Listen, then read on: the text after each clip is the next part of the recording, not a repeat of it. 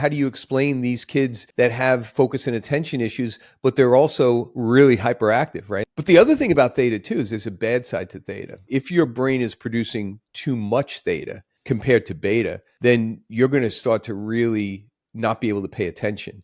And this is what we see in kids that present with focus and attention issues, even adults that present with focus because their and brain attention is going into that twilight state. They're going into a sleepy state, even though they're not literally falling asleep. They're just, that's the lack of attention, is because they're just, their mind is wandering. They're just spacey. What happens then? How do you explain these kids that have focus and attention issues, but they're also really hyperactive, right? Like with ADHD. How do you explain that? How can you have a hyperactivity when your brain is falling asleep? And the way I always explain it is, and everybody of a certain age has been driving late at night. They're trying to get home, but they're tired. So what do? They don't get comfy. They crank up the radio. They roll down the window. They start dancing and tapping. You become, you make yourself hyperactive to try to keep yourself awake. I usually slap myself in the face to wake myself up. So we compensate for that. And that's what a hyperactive child that can't pay attention is doing. They're compensating for their inability to pay attention. But they're not doing it consciously. They're physiologically doing it.